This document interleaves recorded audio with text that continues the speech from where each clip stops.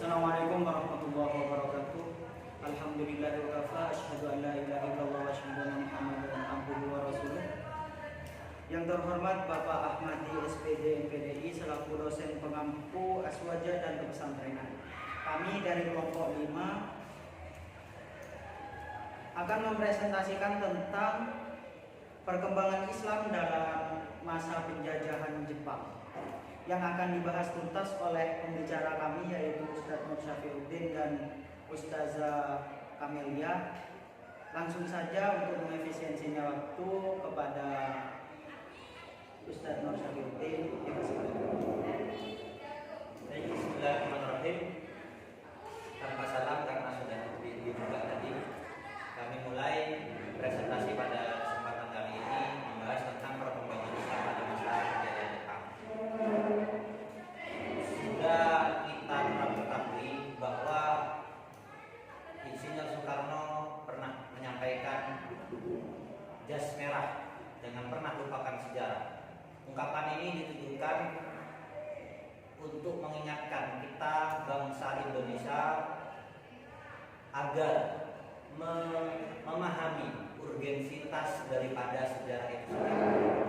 Berbicara tentang sejarah Indonesia tidak terlepas daripada peranan para pejuang-pejuang bangsa Indonesia ini, termasuk diantaranya para tokoh-tokoh Islam berupa ulama, kiai, dan para ustadz dan ustadzah. Oleh karena itu pada kesempatan kali ini kami ingin lebih mengerucutkan pembahasannya kepada perkembangan Islam yang dilakukan oleh para tokoh-tokoh Islam pada masa penjajahan Jepang. Yang pertama, pembahasan yang pertama adalah berbicara tentang latar belakang Jepang masuk ke Indonesia. Bermula daripada tanggal bulan Mei tahun 1940 Masehi. Pada awal terjadinya Perang Dunia II, Belanda yang pada kala itu sebagai penjajah pertama di bumi pertiwi ini, yaitu bangsa Belanda, pada waktu itu diduduki oleh partai Nazi yang notabene-nya adalah partai yang dimiliki oleh negara Jerman. Hingga kemudian Hindia Belanda mengalami kemerosotan, mengalami kekalahan, kemunduran akibat daripada bangsa Belanda diduduki oleh kaum Nazi. Pada bulan Juli kemudian, karena sudah terjadi pendudukan atau ekspansi yang dilakukan oleh kaum Nazi, Belanda kemudian mengumumkan keadaan siaga dan mengalihkan ekspor untuk Jepang ke Amerika dan Inggris. Kemudian terjadi lagi pada bulan Juni 1941 Masehi, terjadi negosiasi antara Belanda dan Jepang untuk bertujuan mengamankan persediaan bahan bakar pesawat.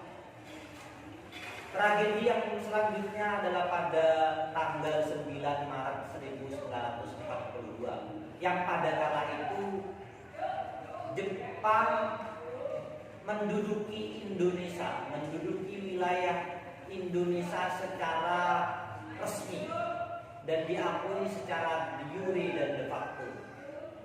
Tragedi itu bermula daripada perundingan yang dilakukan oleh Gubernur Jonker Jardavan Stackhauer bersama dengan Letnan Jenderal Hunter Porter.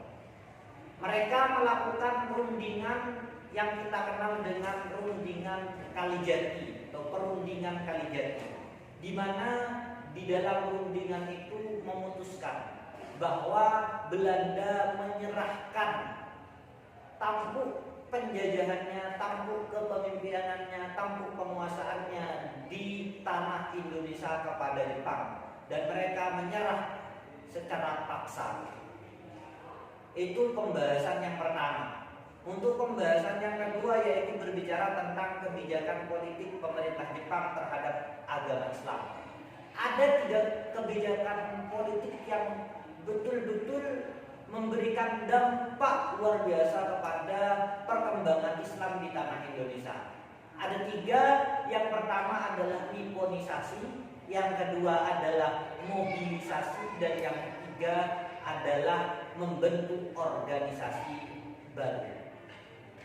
Yang pertama adalah Nipponisasi. Nipponisasi adalah sebuah gerakan, sebuah upaya di mana Jepang berusaha untuk kemudian budaya yang ada di tanah air Indonesia ini layaknya budaya yang ada di Jepang, layaknya yang ada di Nippon atau Jepang. Sehingga banyak praktek-praktek politik Jepang yang kemudian diasuh dan dilakukan, dipraktekkan, diimplementasikan di tanah air Indonesia. Kemudian mobilisasi. Mobilisasinya adalah perkembangan atau pertumbuhan. Jadi Jepang berusaha bagaimana sekiranya sumber daya alam, sumber daya manusia di tanah air Indonesia ini mengalami lonjakan ke arah yang lebih baik secara signifikan. Dan yang ketiga adalah membentuk organisasi baru. Banyak organisasi, khususnya organisasi Islam, di antaranya PSI, Partai Serikat Islam, yang pada waktu itu ya berdiri pada penjajahan Jepang. Ada Nahdlatul Ulama, ada Muhammadiyah, dan ada partai-partai atau ormas-ormas Islam yang banyak bermunculan pada waktu itu karena mendapatkan legalitas daripada Jepang. Kemudian pembahasan yang ketiga adalah berbicara tentang perkembangan apa yang terjadi pada bangsa Indonesia, khususnya umat Islam saat penjajahan Jepang. Ada banyak. Yang pertama adalah mengakomodasi 2 kekuatan, yaitu Islam dan nasionalis.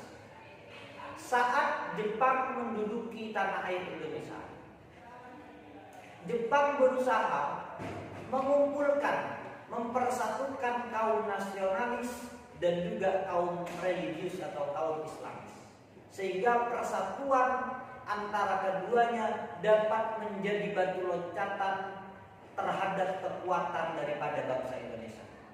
Yang kedua adalah membentuk kantor urusan agama atau dalam bahasa Jepang dikenal dengan Sumubu. Kemudian umat Islam menghidupkan kembali MIAI atau dalam singkatannya Majelis Islam A'la Indonesia, yang awalnya berdiri pada tahun 1938. Kemudian berdiri Pembela Tanah Air atau dikenal dengan PETA. Kemudian berdiri Baitul Mal, Masumi, Majelis Musyawarah Muslimin Indonesia. Terjadi pemberontakan sampai PETA menginginkan tegaknya kebahagiaan dan negara Islam. Dan yang terakhir adalah keterlibatan umat Islam di dalam organisasi politik dan militer, baik bentukan anak negeri maupun bentukan Jepang. Ini mungkin terlebih dahulu yang bisa saya sampaikan. Untuk selebihnya saya berikan sepenuhnya kepada pembicara yang kedua. Terima kasih Pak. Pembicara pertama yang sudah menjelaskan tentang penjajahan Indonesia di tanah Jepang.